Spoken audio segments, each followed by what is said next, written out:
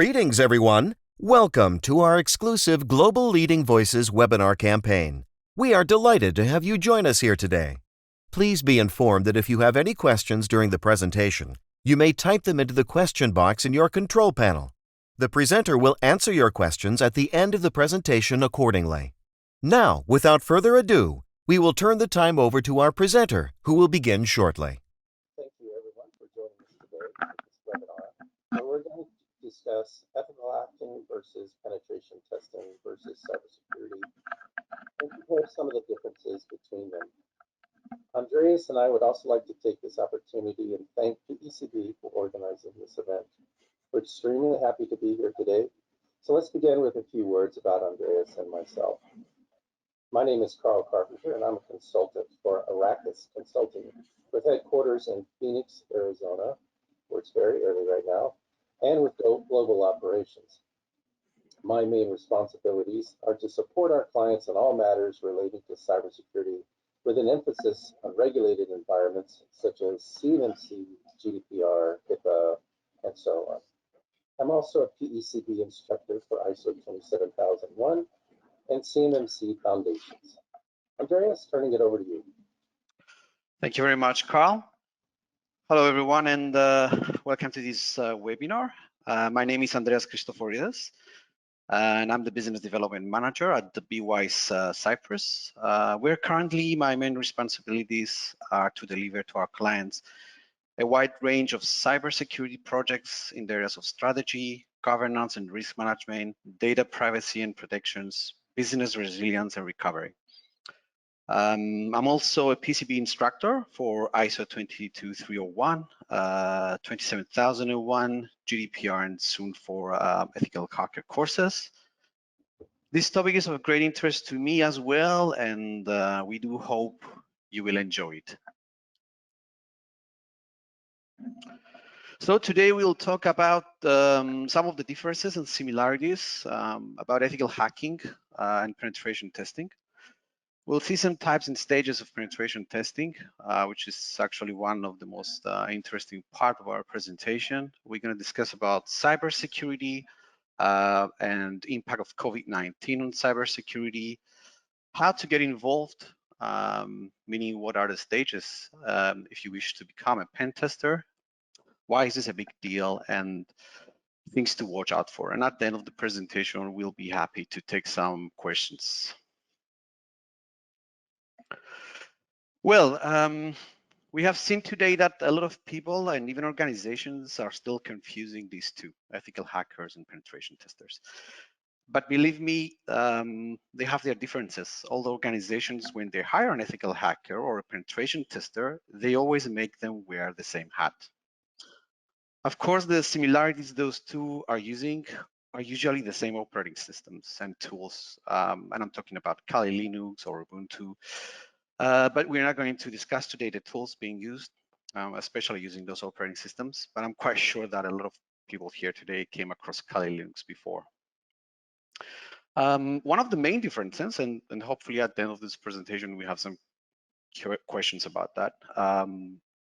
Ethical hackers always have a visibility to organizations' infrastructure, where penetration testers are generally provided with limited or no information of organizations' infrastructure. Right, Andreas. In many organizations, ethical hackers are not even involved in the penetration testing process or involved in the penetration testing teams. Across many government organizations, ethical hacking is used to build the foundations of computer network exploitation from the standpoint of a bad actor. While these teams are highly offensive and very specialized, they will most likely never be part of an actual penetration test. Their tactical cyber skills are highly coveted and take years to develop. In other organizations, ethical hackers could be used for a wide variety of jobs to augment networks, network security, or methods by which tools and protocols communicate. So ethical hacking is an act of intruding into a system to uncover threats or vulnerabilities that a bad actor or a malicious individual or group of malicious individuals could find and exploit that could cause some sort of loss of data, increased risk to the company, financial loss, or anything along the lines that put the company in the news in a bad light. The purpose of ethical hacking is to improve the security of the network or the systems on the network by fixing those vulnerabilities before they become exploited or even uncovered by the bad actor to get exploited. So in simple words, sorry for interrupting. Just if you can get closer to your microphone, because I think the audience cannot hear you very well. Sorry. All right. Okay. So in simple words, ethical hacking is also a practice. The skills employed by an ethical hacker allow them to practice a continuous assessment cycle of an organization's security posture by employing the same tools, tactics, techniques, methods that a bad actor could possibly use against the company. Ethical hackers often have deep knowledge of the organization and its vulnerabilities, as well as its vulnerability management approach, the risk tolerances, the risk acceptance from leadership, and so on. So understanding these possible weaknesses, these ethical hackers can then utilize the same methods and tools that a bad actor would use to exploit those weaknesses. This process allows organizations to test the company systems, the vulnerabilities, security measures, the processes that other departments may go through in order to protect the company, to help identify risk and deploy, defensive technologies or some sort of maybe change a process in order to reduce the risk of the vulnerability. The very nature of hacking is to use a system in such a way that it's not intended to be used to produce an outcome that's, again, not intended. It's good to mention that ethical hacking is completely legal, but not completely legal in all countries or locations, and is one of the highest paid and fastest growing professions in information technology today. Quite often, an ethical hacker would work as an employee in an organization, or possibly a security firm, a third-party security firm, or maybe by themselves as an independent security consultant. Andreas, can you introduce us to penetration testing, please? Certainly. Now, penetration testing, on the other hand, is a coordinated assessment process, usually performed by a team, generally contracted. The organization defines the scope of what is to be tested and reported. The test involves a variety of items, but for the simplicity of explanation, an individual or team under contract will approach a system, assess the entire system for vulnerabilities or weaknesses through a predefined methodological approach. So in many cases, in many times, those vulnerabilities are exploited in a controlled manner to identify the risk to the organization. From this point, a pen tester will prepare a comprehensive report that includes an executive summary, vulnerability classification documents describing the issues in the system tested, along with exploitation records showing what threat those vulnerabilities, if exploited, pose to the organization. With the executive summary, vulnerability classification and exploitation results, recommended remediation strategies can be documented and shared in detail with key organization stakeholders in the form of a pen test report. Penetration tests are valuable for a variety of reasons. The most common are security, maturity, and risk management. And this is a proactive approach many organizations take to identify their own weaknesses before criminals do. Most commonly, however, penetration tests are used for compliance auditing, and sometimes it's even mandatory for an organization. Now you may notice also the physical or humans, and here we would like to note that penetration testers can also use, as hackers call it, the art of human hacking or social engineering. In the context of information security, social engineering is the psychological manipulation of people into performing actions or divulging confidential information. Of course, this method in this case won't be malicious. The penetration tester does not wish to harm the organization or the person. The main The main purpose of the penetration tester is to check the awareness of organization users. And to be honest, one of the main attack methods hackers are using is phishing. So the awareness of the users should always be among the top priorities. Let's move forward with Carl to dive a little bit deeper and view some types of pen testing. So amongst penetration testing, we have numerous types, and we'll go over each one briefly. It's also important to note that you can have a combination of penetration test types while engaging in penetration. So maybe you're not just doing one type, you're doing multiple versions. So the first one we'll talk about is an open box pen test. In an open box pen test, the pen tester or the penetration tester will be provided with some sort of information ahead of time regarding the target company's security information or security posture.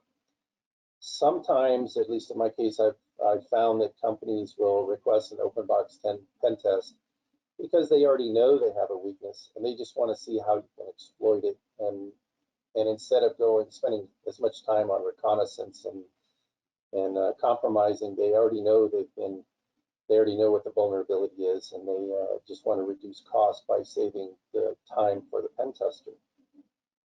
The next one is a closed box pen test. This is quite often known as a single blind test, and this is where the penetration tester or the hacker is given pretty much no background information about the target company other than the name of the target company. This is used quite often. It's very common. We also have a covert pen test. A covert pen test is when it's also known as a double blind pen test for some people. This is pretty much the same thing as a closed box pen test, except for the fact that inside the company that's being attacked, no one is aware that a penetration test is being performed.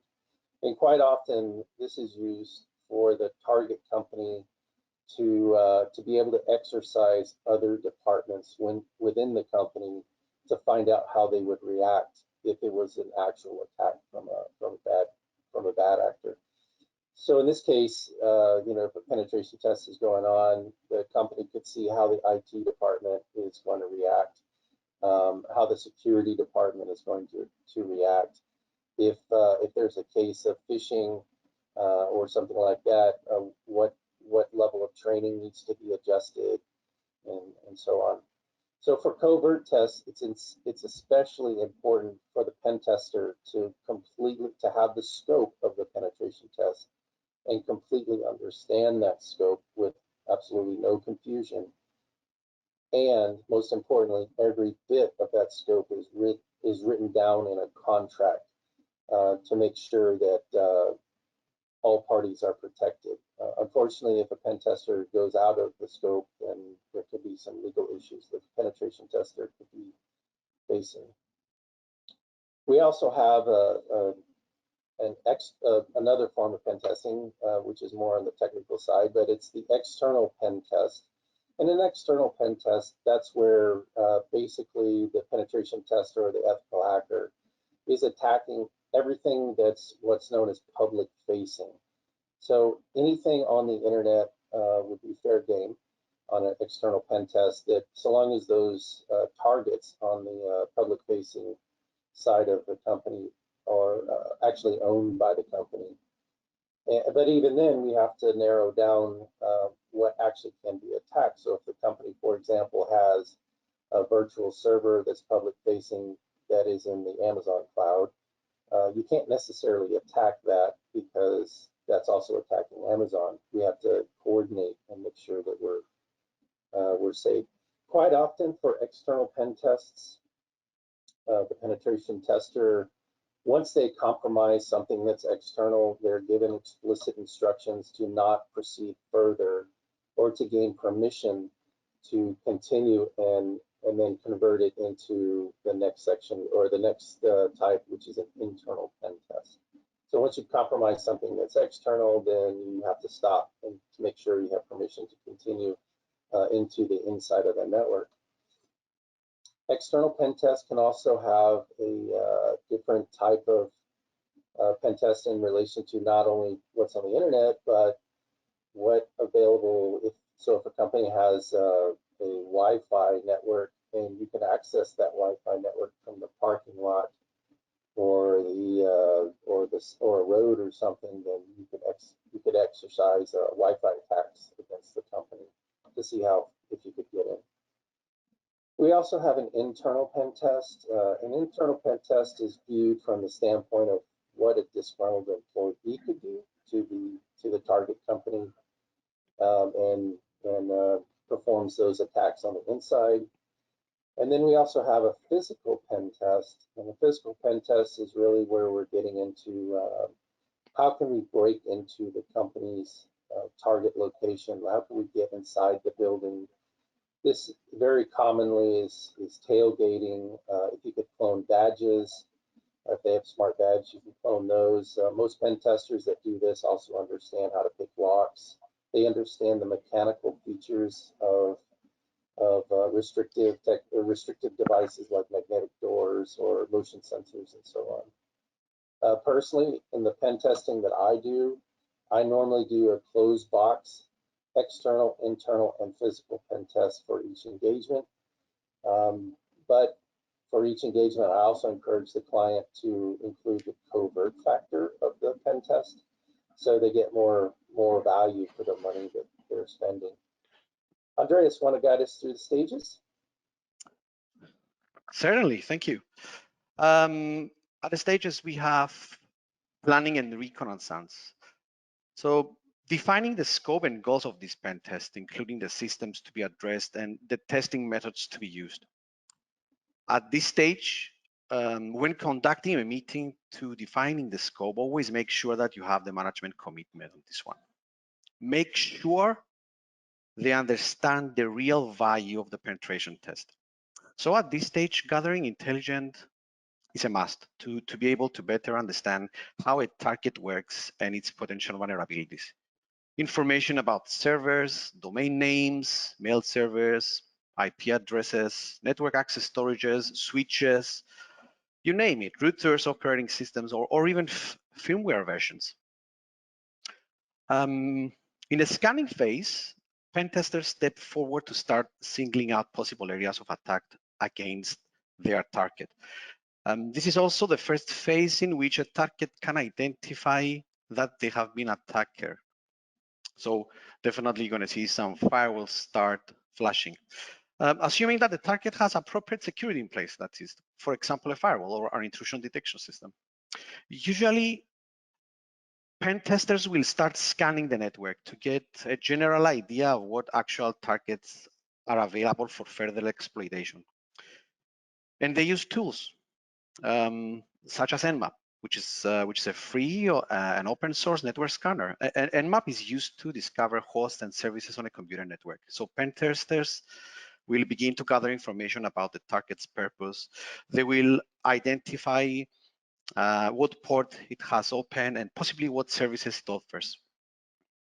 At gaining access, this stage uses web application attacks, such as cross-site scripting, our favor SQL injection, and backdoors to uncover a target's vulnerabilities. Testers then try to exploit these vulnerabilities, typically by escalating privileges, stealing data, intercepting traffic, able to understand the damage they can cause. And usually in such cases, the target can also be a firewall or even a server. Maintaining access, the goal of this stage is to see if the vulnerability can be used to achieve a persistent presence in the exploited system. It's very important that the penetration testers need to maintain continued access to your system, even if the system is rebooted, reset, or modified. Pen testers at this stage need to think like a hacker. What does a hacker badly want? He needs to live into your system for long periods of time to steal your data. That's why in cases of a ransomware attack, it's not recommended to actually pay the hacker for the encryption key. No, because there is a huge chance he's still alive in your system. After completion of all the above penetration testing steps, the final step is to collect evidence for the exploited vulnerabilities and report submissions to the organization head for review and necessary action.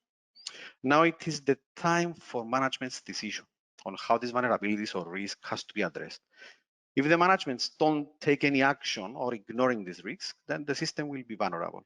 It's here when one of the most important questions coming from IT auditors or to the general management is, are you willing to accept the risk?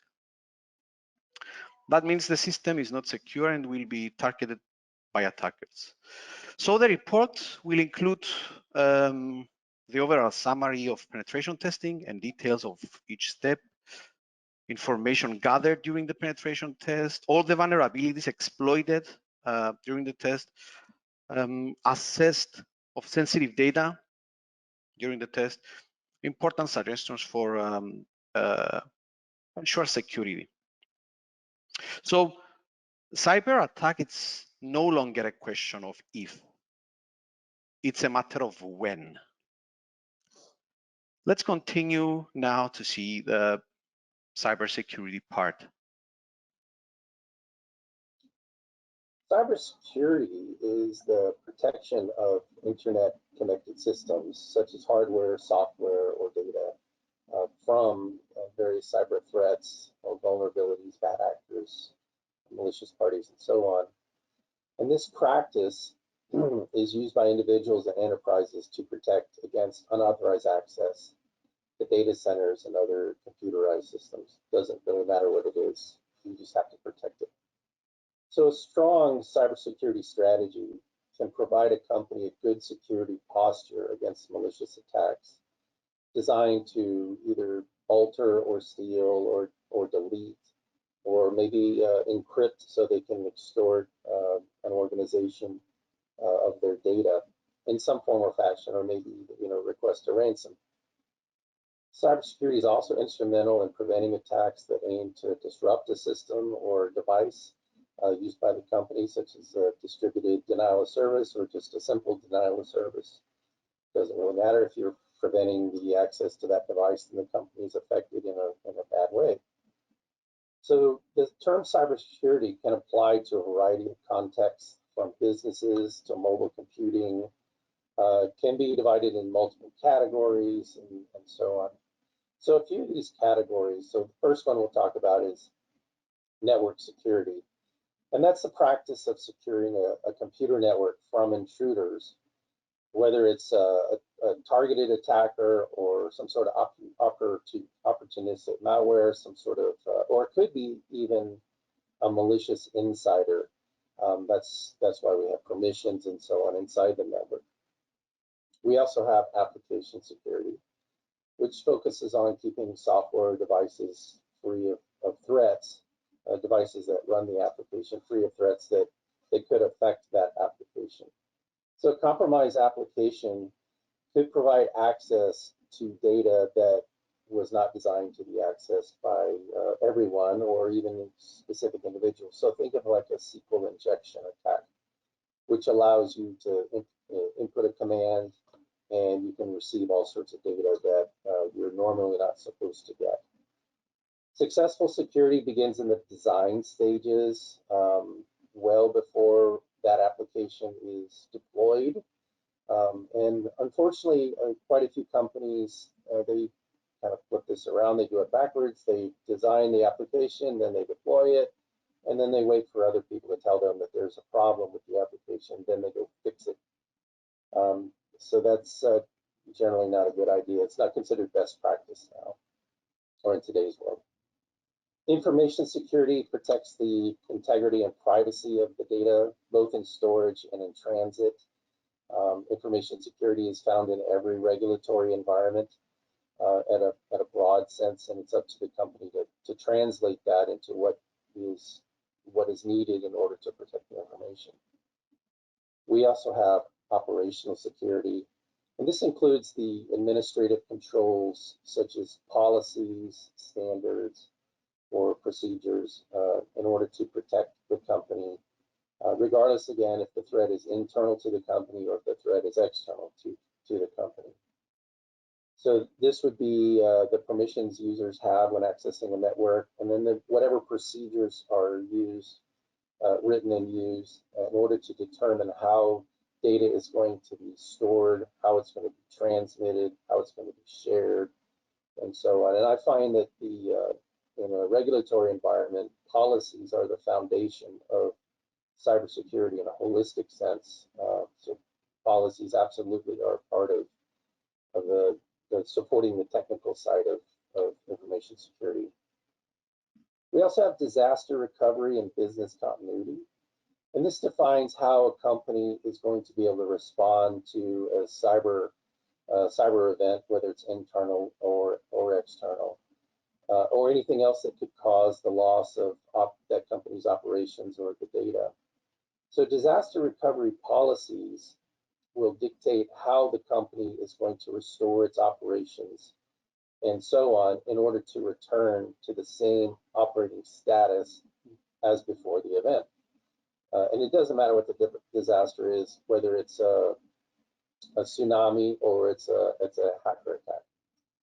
Business continuity is the plan that the organization falls back on while trying to operate without specific resources inside of that the company would normally use. So for example, if the company relies on Amazon to function, and then, you know, it's hard to believe that Amazon would go down, but let's pretend that they did go down. How is the company going to continue operating? So there has to be like a backup plan. However, the most important thing about cybersecurity, as Andreas pointed out, with human hacking, are the people itself. Anyone can accidentally, you know, click on the link, introduce a virus that they found because they found a USB drive in the parking lot or the bathroom or something. Plug it in because they're curious to see what's on that USB drive. Anyone can do that. But a well-trained person is less likely to do that. Unfortunately, or fortunately from my standpoint, for every single pen testing engagement I've been on, I've been able to compromise a human being in such a way that it was almost easier to compromise a human being than the actual network. I've never not been able to do that. It's happened every single time. So what we can do is to reduce this risk is teach companies how to teach their people in relation to cybersecurity, not clicking the link in the email that says you won $1 million, not plugging in USB drives and so on, and teaching them some of the tactics around phishing, or even other forms of phishing like spear phishing or whaling, or if somebody calls you on the cell phone and asks questions, which is extremely effective. So you're probably thinking now, what's the difference between cybersecurity and penetration testing? So firstly, cybersecurity consists of practically everything in order to protect a company against a hostile party. And however, penetration testing is much more targeted, it's much more focused. So cybersecurity is a wide range of security-related events to protect the company, and penetration testing is more like a laser beam in relation to trying to break in. Cybersecurity has to look at everything a company has. A penetration tester only has to look for the weak spots and then exploit those weak spots. So, and once a penetration tester has exploited those weak spots and generated a report and so on, then that report should detail to the cybersecurity team how can we prevent that from happening. So let's move forward to see how COVID-19 impacted cybersecurity. It's also very important, like everything else, being impacted by COVID-19, to see how cybersecurity was also one of them. As organizations move away from their physical premises and become increasingly reliant on remote access technology, any disruption caused by cybersecurity attacks or IT outages will have a significantly greater operational impact. Organizations will become increasingly reliant on remote access technology, including technology their employees are not familiar using. And let's be honest, with the little notice, we all ended up working remotely, and we were not all fortunate to have VPN access or office equipment. We have been using personal devices, using more video conferencing, and some of us didn't even knew what's a conference call or even how to install these applications. So what happened eventually? Hackers found the perfect opportunity. 40% of individuals fall for a phishing scam while working at home. And we can see these attacks every single day. Every single day. Cyber attackers see the pandemic as an opportunity to step up their criminal activities by exploiting the vulnerability of employees working from home. It's really interesting to see in Switzerland in April 2020, there were 350 reported cases of cyber attacks. That's phishing, fraudulent websites, direct attacks on companies. The coronavirus pandemic and increasing working from home were seen as a major cause of this increase, since individuals working at home do not enjoy the same level of protection measures from working environment. They're not sitting behind a firewall, an IDS or a secure network. They're working from home. So on top of cybersecurity, we need to address the human weaknesses and implement suitable working from home policies and policies regarding social media and bring your own device risks. There is a need for plain language advice to staff and training and appropriate monitoring. Clearly, cybersecurity will continue to be an area of potential vulnerability in the coming months as hackers evolve their methods and chase new targets in an effort to gain access to price data. The value of big data sets is only ever increasing. This means the organizations which might not have been an obvious target previously could now be of more interest to hackers. Those data sets are valuable to hackers for a number of reasons, of course. In response to COVID-19, more organizations are now collecting data that they have not traditionally had to process, meaning hackers may see these as soft targets whose cyber defenses may be weaker than some of the more institutional targets, such as banks, universities, and government departments. In other words, hackers will continue to exploit the uncertainty caused by COVID-19. It is crucial now that companies act to embed cybersecurity into their culture and remain vigilant. Let's see now how move forward and see how to get involved. Pen testing of any type is built on understanding the basics of networking, all the way down to how computers work. IP subnetting doesn't change regardless of the vendor. ACL concepts are the same.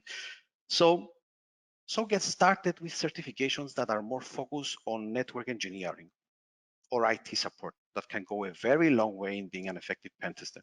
Start, for example, with fundamentals of networking. Configure a workstation to connect to a network. Use Cisco Packet Tracer that allows users to create network topologies and imitate modern computer networks. This software allows users to simulate the configuration of Cisco routers and switches using a simulated command line interface. There are tons of videos online available, by the way, to get your hands on regarding Cisco Packet Tracer, and it's free at some certain point. Configure a Wi-Fi router, including security, SSID, a Wi-Fi channel. Do you have a Wi-Fi router at home? Play with it, mess with it. Learn various IP addressing considerations, learn subnetting, and eventually move into a CCNA course to enchant more your knowledge about networking. Windows operating systems. 90% of organizations and users today are using Windows, let's be honest. Definitely learn everything you can on Windows Server environment. Active Directory infrastructure, how to add users, organization units, groups, and how to configure group policies, how to deploy and configure DHCP and DNS, learn about Hyper-V, about VM, backups. I know very well some of the things that I have mentioned take years to learn and master, but this is the path to follow further to become a pen tester. I'm quite sure that most of you would like to know more about Kali for sure.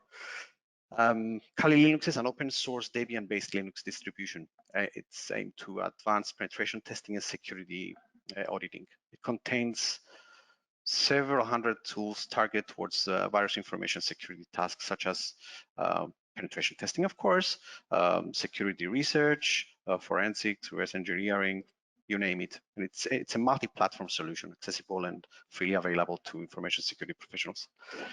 I'm going to be honest, you have to be really careful with Kali Linux. It's also a loaded weapon. If you are unfamiliar with Linux, generally, if you do not have at least a basic level of competence in administering a system, if you're looking for a Linux distribution to use as a learning tool to get to know around Kali Linux, then Kali Linux is probably not what you're looking for.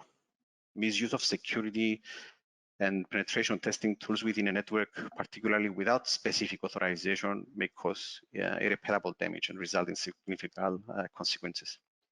Install a VM, a virtual machine on your computer. It's not a bad idea to have a Windows server, for example, or even Kali Linux to start with. At least if something goes wrong, you can scratch the VM and start over again. I think now VMware, you're allowed to install up to one single machine, depending on the RAM of your computer, of course, and the processor. Getting an auditor certification also helps as well, because when you deliver the report, it carries more weight. ISO 27001, for example, assists you to understand the practical approaches that are involved in the implementation of an information security management system that preserves the confidentiality, integrity, and availability, the SIA triad of information by applying a risk management process. Therefore, implementation of an information security management system that complies with all requirements of ISO 27001 enables your organizations to assess and treat information security risk that they face. However, one of the most important things is to understand the laws around pen testing. Pen testing in the wrong environment can land you in jail. Ensure you have solid contracts that are irrefutable. Some country laws can land you in hot water simply by having hacking tools, which bears the question, exactly what is hacking tool? As a good pen testers can use a wide variety of tools to accomplish the missions. Let's move now into something also very interesting. And why is this a big deal? So this is my favorite slide. So why is this a big deal, and why should we care? Firstly, in the United States, for example, there is currently no regulatory environment that doesn't require penetration testing of some sort.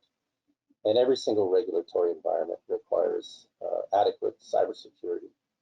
So this means jobs and job opportunities. So even in unregulated environments, if you wanted to have a recognizable accreditation for a company such as ISO 27001, then it's a lot easier to impress the auditors if you had a pen test done in advance. And that's great. I love that. Penetration testers also have a unique mind and skill set in approaching a pen test, while generalized cybersecurity people do not, because generalized cybersecurity people look at the whole picture and a pen tester looks at one part of it.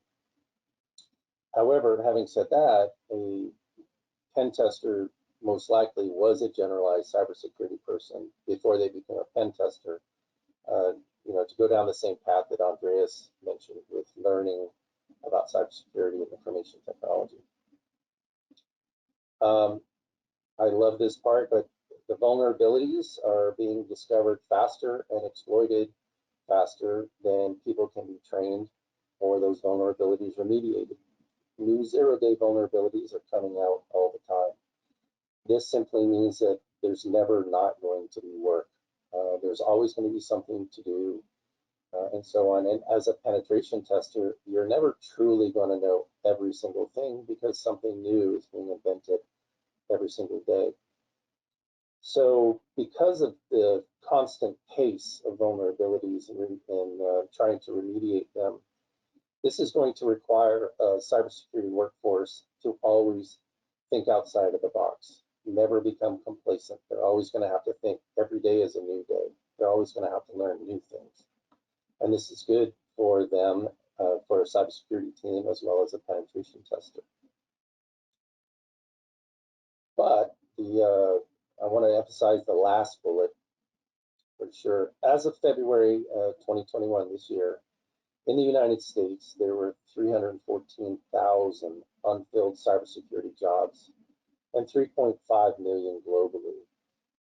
This means there's going to be work, there's going to be employment, there's going to be money that can come into a person who chooses to go down this path.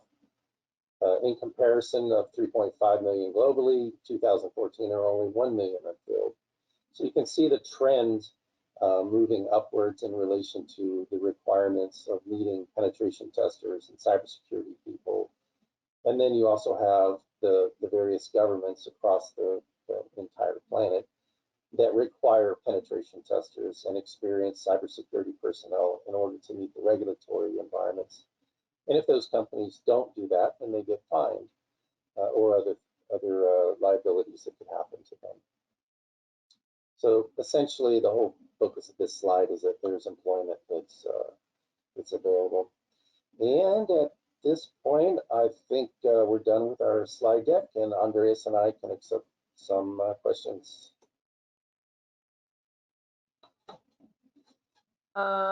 Okay, thank you, Andreas and Carl, for delivering this very informative and detailed webinar.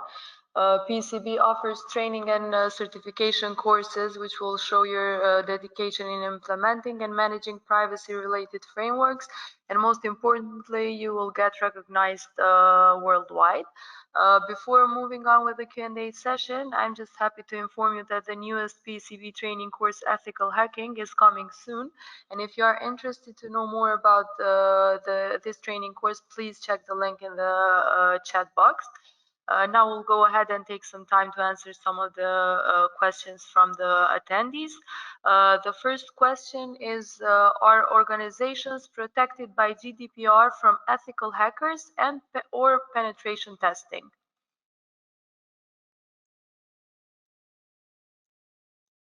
I'm sorry, say again? Are organizations protected by GDPR from ethical hackers and or penetration testing? No, if an organization falls under GDPR, there is language in GDPR that requires them to get penetration testing. It's somewhat vague in how it's written, but it is a requirement. You really have to understand GDPR, which is obviously a hot topic nowadays, much like CCPA is for California businesses. But the short answer is yes, if you are GDPR, you have to, unfortunately, you have to have penetration testing. Okay.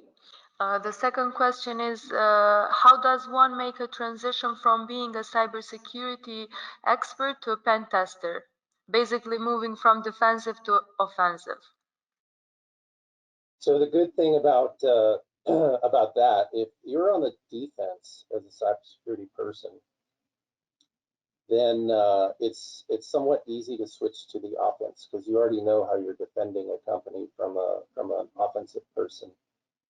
Realistically, what you probably should do, if assuming you understand the basics, so you understand the OSI model, the TCP/IP stack, and so on, VLAN, subnetting, and all that good stuff.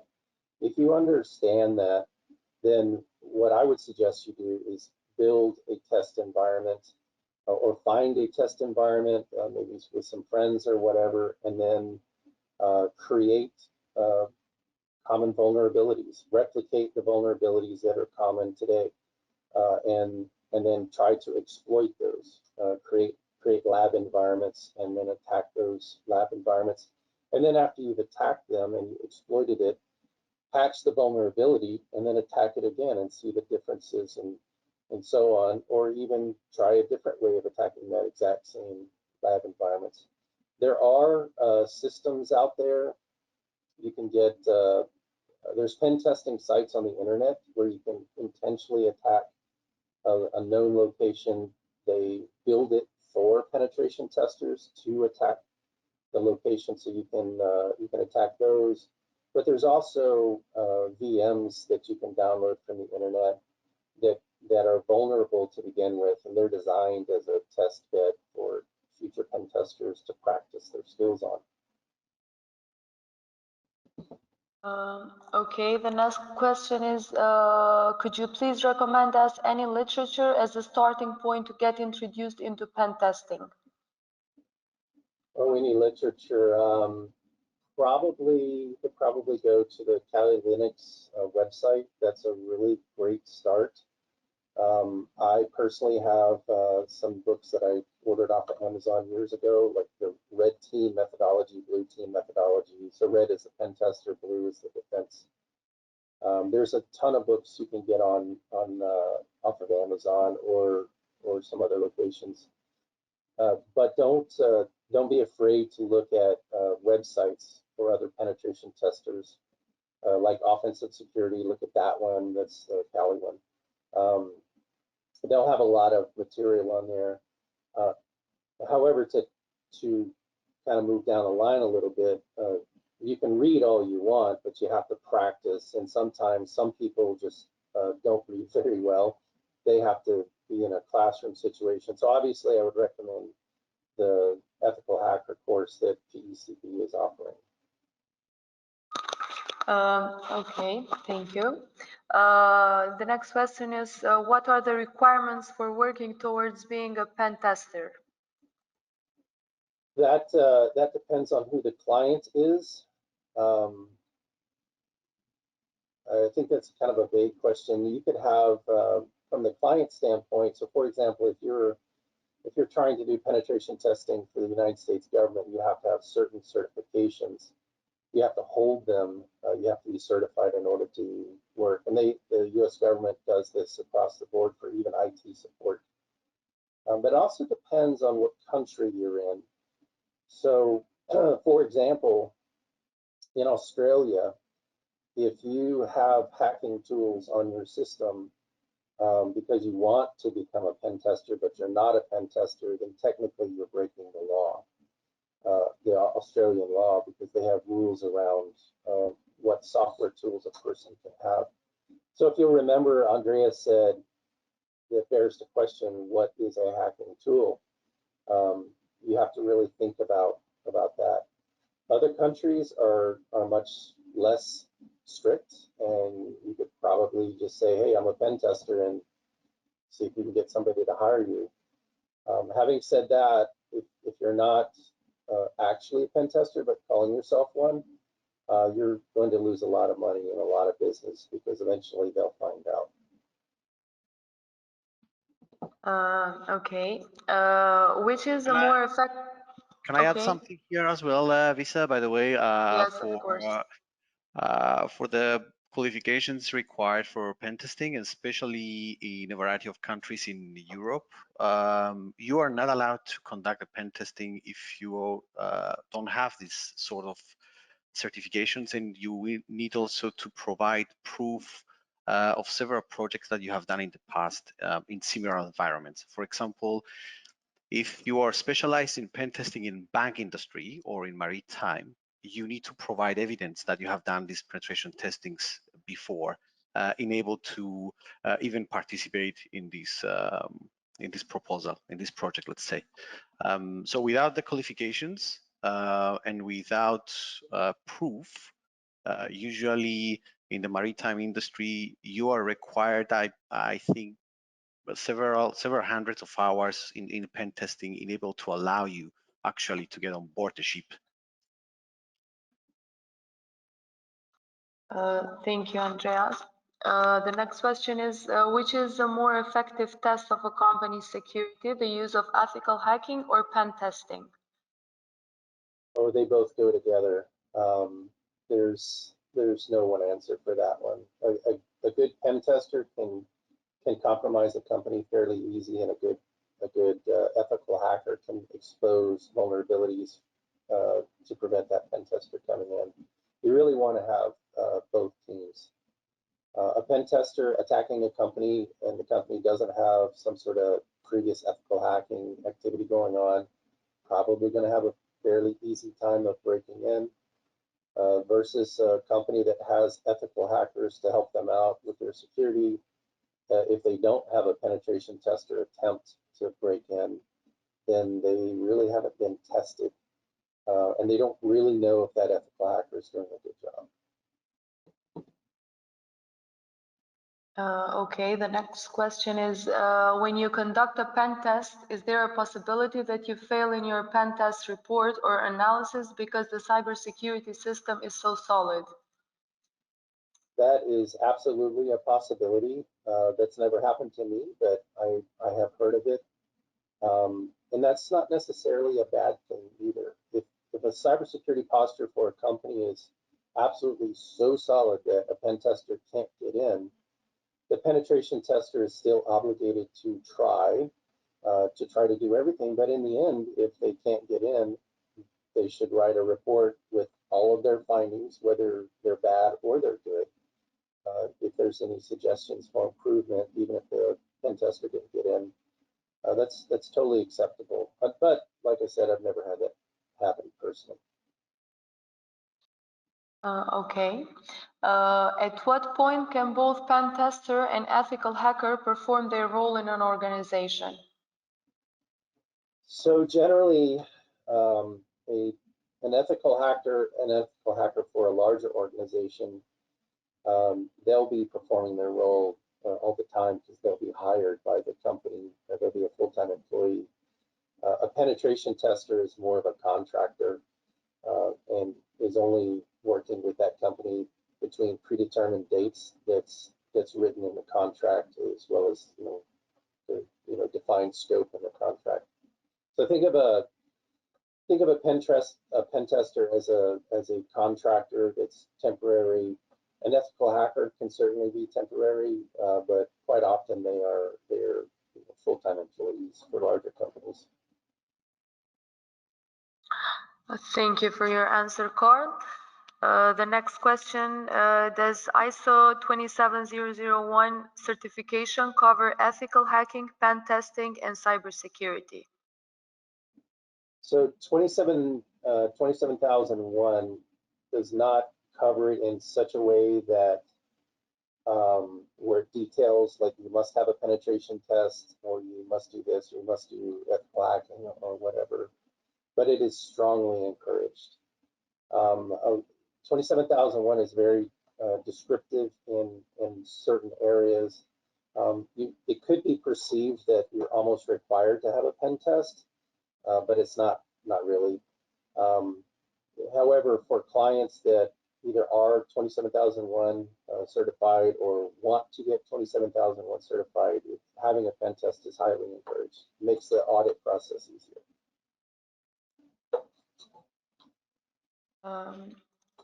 Thank you, Carl. The next question is, apart from the internal policies or regulatory guidelines, how often would you recommend an enterprise conduct a vulnerability assessment and penetration testing, and who should manage the process? That is a really good question. So I'm going to start backwards. Who should manage the process? So for penetration testing, depending on what business the company is in, we recommend, when I say we, I mean Arrakis, my company, we recommend that the actual client contract holder be the chief legal officer or the attorney, the law firm that represents the company. Because if there is something extremely horrible that comes up, and for some reason you have to go to court, we can claim, as individuals, we can claim attorney-client privileges, which prevent us from answering questions in court. Because again, remember, as a penetration tester, the whole concept is to find vulnerabilities and then protect and issue a report that protects the customer, the client, or the company.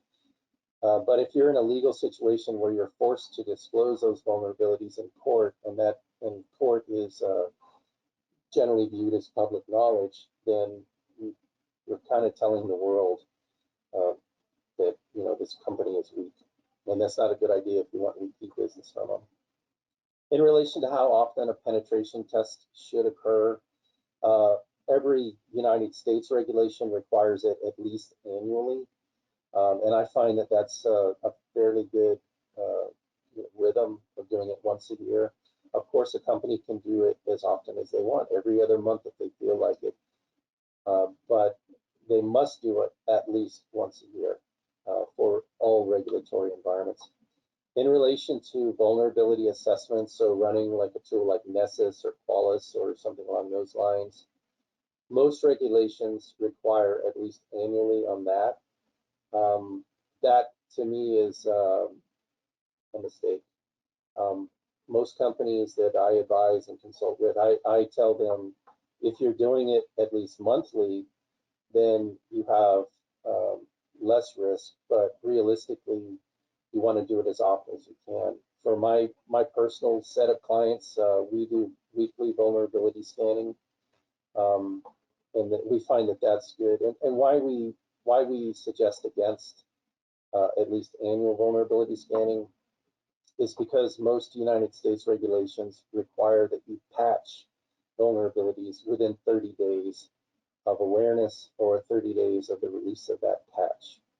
So if you don't know, if you're even doing monthly scanning, if you're scanning on the 1st and a patch comes out on the 2nd, you really won't know that until you scan again, which would be the next month on the 1st, which could be farther past the regulatory timeline, which could put you in a sanctionable event. We don't want that. That's a great question, by the way. Thank you, Carl. The next question is, what sort of documentation is needed before, during, during, and after pen testing? So again, that's a good question, and again, I'm going to work backwards on that one. The after pen testing, you have to have a report, obviously, that Andrea spoke about to provide to the customer. But before pen testing is the critical part. You want to have a rock solid contract that goes into details, covers every minute thing. So for example, the contracts I have, I say, we're going to do an external pen test not to exceed 50 IP addresses. And then those IP addresses have to be declared in writing from the customer that wants a pen test done. Anything over 50 IP addresses increases the cost, and that's all in the contract. And then we validate those IP addresses that the customers put in writing. And if we find out that the customer is saying, hey, yeah, these IP addresses are all mine, and then we validate and find out that he threw in 10 IP addresses that belong to his competitor, well, now we're breaking the law, because if we were to just go test those IP addresses without validating first, then we're basically acting like a bad actor. So in relation to before pen testing, you want to have a rock solid contract. I always suggest that you get at least 50% of the funds up front, so you show commitment. You also want to have in your contract, before you do the pen test, you want to have in your contract legal wording that says that the company will not hold you liable for any of your activities. So while it's never the intention of the pen testers to crash a system, I mean, any script kiddie could do a denial of service attack. They're so easy. So you want to have, so maybe the pen tester doesn't have the intention of crashing the system, but accidentally does it. If that affects the company in a bad way, the company needs to accept responsibility for that and not sue the penetration tester.